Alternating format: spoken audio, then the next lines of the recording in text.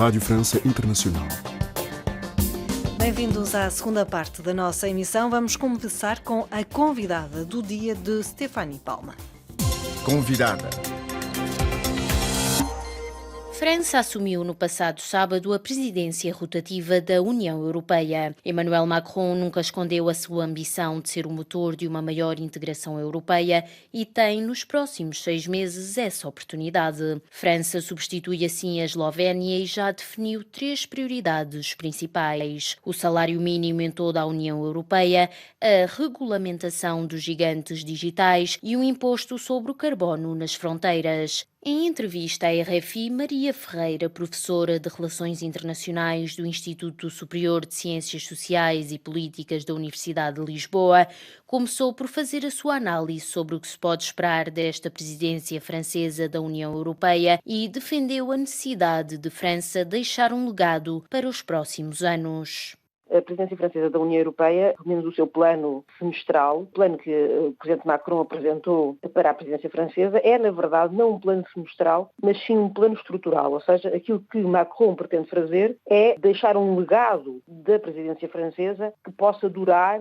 durante vários anos. Ou seja, o que ele pretende, no fundo, é imprimir uma nova direção à União Europeia. O presidente Macron, aliás, já disse que não vai gastar nem mais um minuto com questões que já foram debatidas, portanto, pretende inovar na presidência da União Europeia, mas para isso apresenta um programa muito interessante, muito ambicioso, que é claramente não um programa para 6 meses, mas sim um programa para vários anos. Aliás, eu devo relembrar que estamos a falar da emergência de um novo trio de presidências, que vai terminar em julho de 2023 e que inclui a França, a República Checa e a Suécia. E, portanto, há uma coordenação de vontades entre estes 3 países,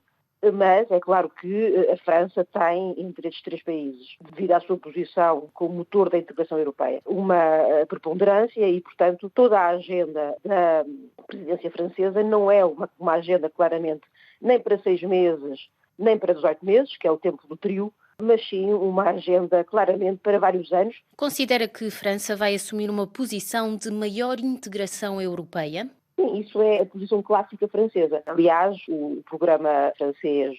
para estes próximos 6 meses espelha essa necessidade de aprofundar, não de alargar, mas sim o aprofundamento da integração europeia. Macron, naturalmente, posta mais no aprofundamento da integração europeia, falando de questões como, claramente, a política comum de segurança e defesa, com a necessidade de conferir uma dimensão operacional à União Europeia, a reforma do espaço Schengen, encontrar um modelo de crescimento para a União Europeia, criar uma Europa mais humanista. Tudo isto implica a clarificação do sentido político da União Europeia, que Emmanuel Macron quer que seja um sentido político de maior unificação, com a predominância clara da França, por um lado, e da Alemanha, cujo novo chanceler, Olaf Scholz, já disse que pretende também ele apostar no aprofundamento da integração europeia, aliás, utilizou a palavra federação, dar uma orientação política federal à União Europeia e agora,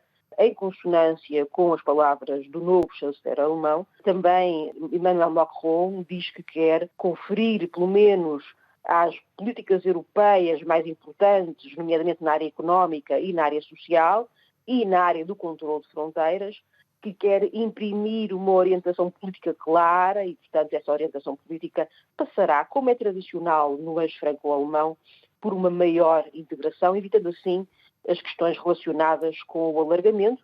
e apostando no maior aprofundamento da integração europeia. É muito interessante que Macron queira, em associação com Olaf Scholz, revitalizar o eixo franco-alemão e dar uma nova cara política à União Europeia que a projete. O presidente francês quer um salário mínimo em toda a União Europeia, quer também a regulamentação dos gigantes digitais e um imposto sobre o carbono nas fronteiras. Serão estes objetivos execuíveis, na sua ótica? Eu penso que estão execuíveis, mas dependem de uma clarificação de qual é o sentido político europeu e de qual é o objetivo da integração económica da União Europeia. A União Europeia passou por várias fases de integração económica, passou por uma zona económica exclusiva, por uma união aduaneira, por um mercado interno, por uma união económica. Estamos agora na fase da união económica e monetária, mas não estamos numa fase de união económica total, até porque não temos, por exemplo, uma união fiscal.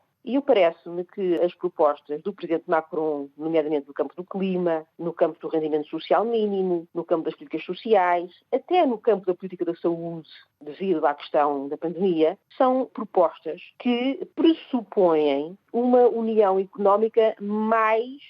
profunda do que aquilo que a União Europeia neste momento tem. Porque, por exemplo, para se avançar para novos impostos, para um novo sistema fiscal comum na União Europeia, é preciso relançar o debate sobre uma possível união fiscal e esse tipo de debate é algo que vai colidir com as soberanias dos Estados-membros e, portanto, penso que as propostas do presidente Macron no campo fiscal, no campo climático, no campo das políticas sociais, são propostas que vão, como é claro, depender da unanimidade, de um consenso entre os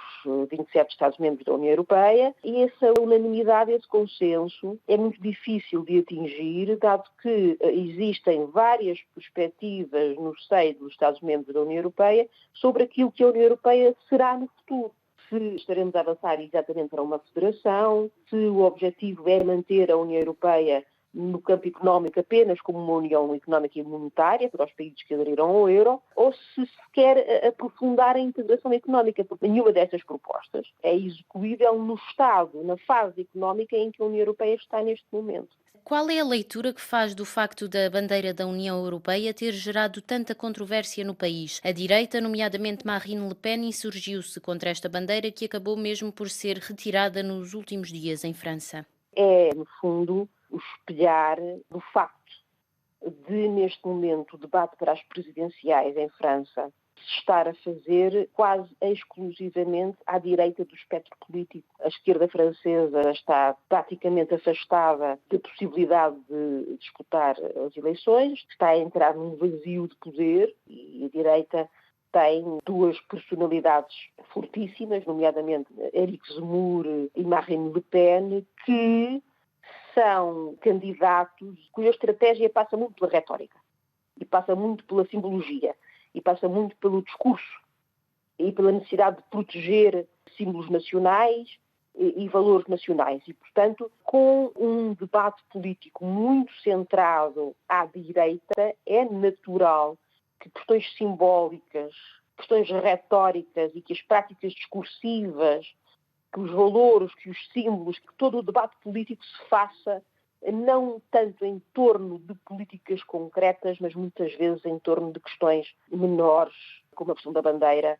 mas que são retratadas pela direita francesa, nomeadamente pela extrema-direita francesa, como questões simbólicas para o futuro da França. Na sua opinião, a presidência francesa da União Europeia pode, de algum modo, beneficiar Emmanuel Macron nas próximas presidenciais de abril deste ano? Vai funcionar fundamentalmente como uma plataforma de projeção da sua relevância interna e da sua relevância internacional. Macron ainda não é candidato oficial, mas é quase certo que estará na corrida para as presidenciais e vai utilizar a presidência francesa da União neste primeiro semestre como uma forma de alavancar quer a sua visão para a França,